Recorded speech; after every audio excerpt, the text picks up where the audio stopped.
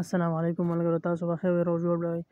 راځئ ملګرو کو په فیسبوک کې زموږ په تصویر باندې څوک ټیګز لګوي یا زموږ په آی ډي باندې، راځئ ملګرو چې موږ دا ټیګز بند کړو، چې صرف موږ یې په خپله پې شو لګولی، خو زموږ فرینډ چې کوم دي هغه یې پې نشي لګولی، لکه نور کسان پې زموږ نه ټیګز نشي لګولی، دغه موږ لاک کړو، بند یې کړو. نو راځئ ملګرو چې موږ لاړ شو د موبایل سکرین طرف ته، او دا ټیګزو آپشن په دې فیسبوک کې په خپله باندې موجود دی. راځئ چې موږ دغه آن وي نو موږ یې آپ کړو. ملګرو موږ به لاړ شو فیسبوک ته. ملګرو موږ چې فیسبوک کلاو کړو، نو په دې کونج کې چې دا درې نښانې دي موږ به دلته کلیک کړو. دلته چې موږ کلیک وکړو ملګرو، نو موږ به دلته راشو سیټینګ ته. ملګرو دې نه موږ به لاندې راشو،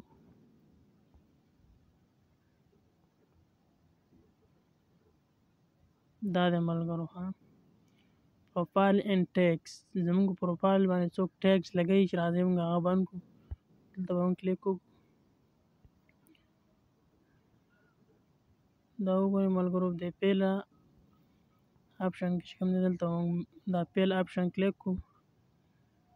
ملګرو دا تاسو کتلی شئ فرینډ، زموږ فرینډ چې کوم دی به موږ باندې ټیګز لګولی شي. نو دا موږ چې کوم دی اونلی مې کړو، صحیح ده.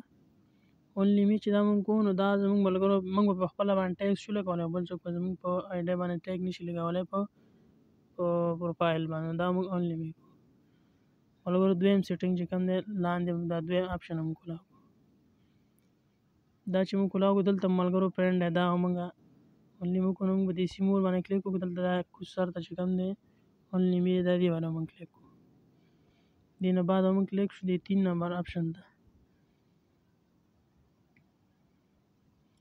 دې کې ساري څه نشته، دا 4 نمبر آپشن چې کوم دی دا موږ کلیک کړو. دلته هم په فرینډ باندې ملګرو دا سیمور به موږ وو، دلته اونلی می موږ دا هم کلیک کړو. صرف موږ یې پې شو کولی او نور څوک یې پې نشي کولی.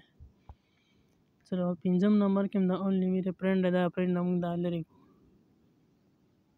موږ به 6 نمبر ته راشو. 6 نمبر کې چې ټرن آف دی دا موږ آن کړو. او اخرنی لاست چې کوم دی دا به موږ ټرن آف دی نو دا موږ آن کړو. په دې طریقه ملګرو تاسو چې کوم دی ټیګز تاسو په آی ډي باندې څوک نشي لګولی، دا تاسو په خپله باندې لاک کړو. تاسو په آی ډي په فیسبوک باندې به څوک ټیګ نشي لګولی.